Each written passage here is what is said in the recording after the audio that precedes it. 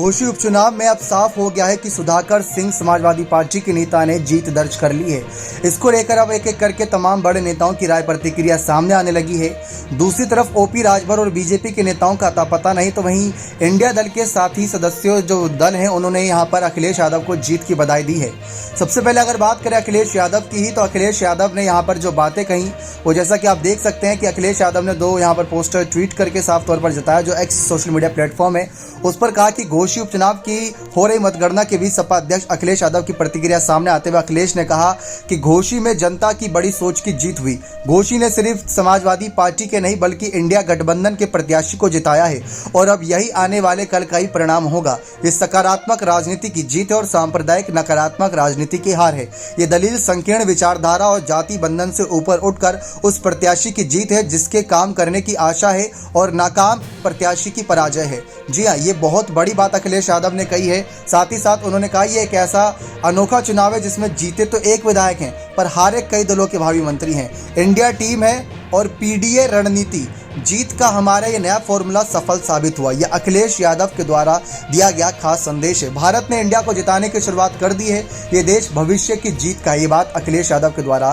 कही गई है। इस बीच अगर बात करें यहाँ पर और तमाम नेताओं की, तो अखिलेश यादव के साथी जयंत चौधरी ने ट्वीट कर बड़ी जानकारी दी, जो सोशल मीडिया एक्सेस पर पोस्ट किया कि बड़ी जीत दर्ज कराकर इंडिया का हौसला बढ़ाने के लिए घोषी उत्तर प्रदेश के मतदाताओं को धन्यवाद। घोषी से प्रत्याशी श्री सुधाकर सिंह जी, समाजवादी पार्टी के राष्ट्रीय अध्यक्ष श्री अखिलेश यादव जी को बधाई। ये जयंत चौधरी के द्वारा सोशल मीडिया एक्स पर पोस्ट किया गया। इसी के साथ साथ अब विपक्ष के कुछ नेताओं की यहाँ पर बात कर ले, बीजेपी के साथी नेताओं की, तो घोषी उपचुनाव की मतगणना में सपा उम्मीदवार की अगर बात करें तो उनको हजारों वोटों से जीत मिली। इसी बीच बीजेपी के सहयोगी दल और इस चुनाव में प्रचारक रहे निषाद पार्टी के अध्यक्ष और यूपी के कैबिनेट मंत्री डॉक्टर संजय निषाद ने प्रत्याशी दारा सिंह चौहान के सिर हार का ठिकरा फोड़ा। संजय निषाद ने कहा कि उपचुनाव में मतदाता पार्टियों के बजाय उम्मीदवार के चेहरे पर वोट डालते हैं।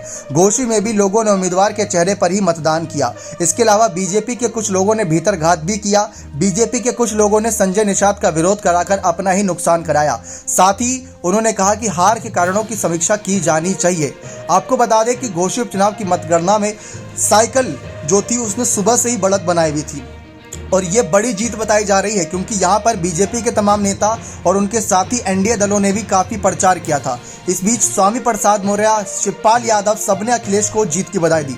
शिवपाल यादव के कंधों पर यह घोषी उपचुनाव था, उनके लेकर भी राजनीतिक बहुत बड़ा फैसला होना था। शिवपाल यादव की ताकत अब अखिलेश यादव ने देख ली है घोषी उपचुनाव में, क्योंकि शिवपाल यादव, रामगोपाल यादव डेरा डाले बैठे थे, वहां पर लगातार प्रचार कर रहे थे, रणनीतियां बना रहे थे। शिवपाल यादव ने सोशल मीडिया एक्स पर पोस्ट किया कि समाजवादी पार्टी जिंदाबाद, अखिलेश यादव जिंदाबाद, #घोषी। साथ ही साथ ओम प्रकाश राजू भर का जादू क्या नहीं चला, इसको लेकर भी सवाल है क्योंकि वह राजभर वोट बैंक को अपने कहते थे, लेकिन मतगणना का रिजल्ट कुछ और ही नजर आ रहा है। जो राजभर वोट बैंक है वो बड़ा खेल कर सकते थे क्योंकि बसपा तो थी नहीं, कांग्रेस तो थी नहीं, तो राजभर वोट बैंक बचा, वो अपना खेल कर सकते थे लेकिन वो भी खेल नहीं कर पाए। सपा प्रवक्ता का ओपी राजभर और दारा सिंह चौहान पर निशाना आया, जहां पर मतगणना के बीच यहां पर कई सारे निशाने भी आए थे। ओपी राजभर और दारा सिंह पर निशाना साधा। उन्होंने कहा कि घोषी परिणाम उन लोगों के लिए एक संदेश है जिन्होंने पार्टी छोड़ दी थी और ये उन दल बदलों के लिए भी है जो सत्ता की मलाई चाटने का काम करते हैं। सपा विकास की राजनीति करती है और जनता के साथ रहती है।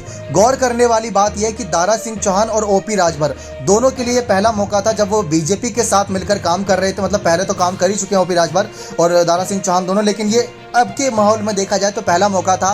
तो ऐसे में ये बहुत बड़ा एक उनके लिए समीकरण बनना था क्योंकि कहा यही जा रहा था कि जो दारा सिंह चौहान है उनको पहले भी कैबिनेट में जगह मिल चुकी है, मंत्री पद मिल चुका है। अगर ये चुनाव जीतते तो आगे भी उन्हें मंत्री पद मिलता, सांसद पद पर भी रह चुके हैं। ओपी राजभर की बात करें तो वो भी बड़े पदों पर रह चुके, मंत्री पदों पर, और ऐसे कयास लगाए जा रहे थे कि इस चुनाव के बाद ही दारा सिंह चौहान और ओपी राजभर के मंत्री पद को लेकर आगे फैसला बीजेपी करती, लेकिन अब वो चुनाव हार चुके हैं। तो अब क्या करेगी बीजेपी, सवाल ये भी बनता है। अखिलेश यादव ने जीत का दावा कर दिया है। सुधाकर सिंह लगातार आगे बढ़त बनाए हुए हैं। गौर करने वाली बात यह है कि अब से पिछले चुनाव की बात कर ले तो सुधाकर सिंह निर्दलीय चुनाव लड़े थे और वहां पर हार गए थे बुरी तरीके से, लेकिन यहां पर अगर गौर करें तो एक बार फिर से सुधाकर सिंह की वापसी होती नजर आई है। अब बीजेपी के नेताओं की बात आती है केशव प्रसाद मौर्य को शिवपाल यादव पहले ही अपशगुन बता चुके हैं। इस चुनाव में केशव प्रसाद मौर्य की बड़ी जिम्मेदारी थी। गौर करने वाली बात यह है, और केशव प्रसाद मौर्य की जिम्मेदारी मैनपुरी उपचुनाव में भी थी, लेकिन वहां पर भी जो हाल हुआ था यहां पर ही वही हाल हुआ। यहां पर ही भाजपा हारी, वहां पर भी भाजपा हारी थी। और यह बात शिवपाल यादव ने कही कि केशव प्रसाद मौर्य बीजेपी के लिए अपशगुन है। जब जब बीजेपी उन्हें आगे करती है तब तब वो हार जाते हैं। भाजपा और सपा दोनों की ही प्रतिष्ठा की लड़ाई थी, लेकिन दोनों की प्रतिष्ठा की लड़ाई में सपा बाजी मार गई और कहा जा सकता है कि इंडिया दल बाजी मार गई। अब गौर करें, घोषी उपचुनाव में एनडीए का साथ देने के लिए काफी ज्यादा दल थे। जी हाँ, एक नहीं काफी ज्यादा दल थे। यहाँ पर अगर देखा जाए तो ओपी राजभर, साथ ही साथ जैसे देखें एनडीए सहयोगी में अपना दल सोनेलाल की पार्टी थी, निर्बल इंडियन शोषित हमारा दल निषाद पार्टी और पूर्व सपा सहयोगी सुहेल देव भारतीय समाज पार्टी का समर्थन मिल रहा था। इंडिया के दल की बात करें तो वहाँ पर कांग्रेस, मार्क्सवादी कम्युनिस्ट पार्टी, भारतीय कम्युनिस्ट पार्टी, राष्ट्रीय लोकदल रालोद, आम आदमी पार्टी, भारतीय कम्युनिस्ट पार्टी, भाकपा माले यानी लिबरेशन और सुहेलदेव स्वाभिमान पार्टी समर्थन मिला था।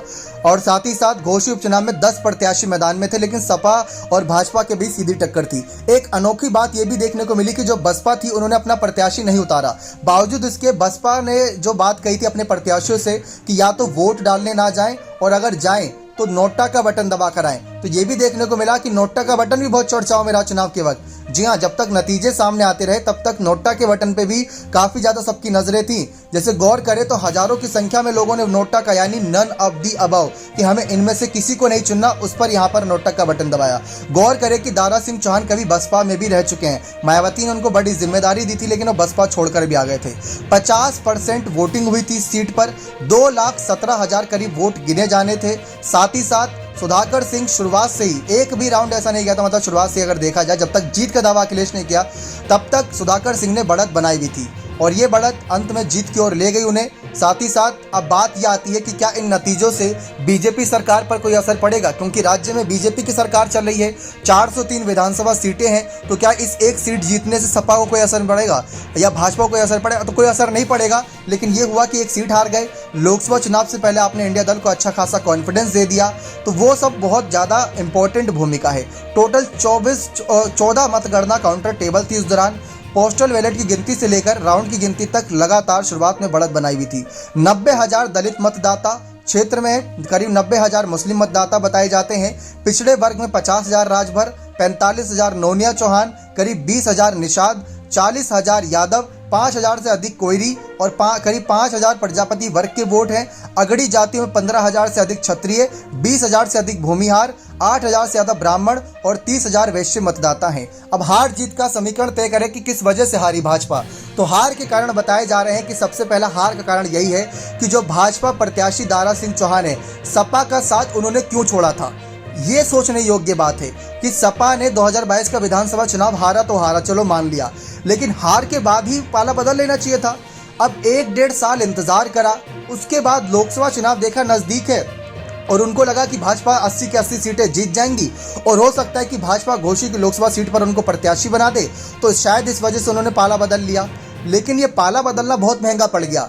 ऊपर से ओपी राजभर की अब बात आती है। ओपी राजभर ने कहा था कि यहाँ पर सपा की तो हार होगी, 11 बजे सपाई पंडाल छोड़कर भाग जाएंगे, ऐसा कुछ नहीं हुआ।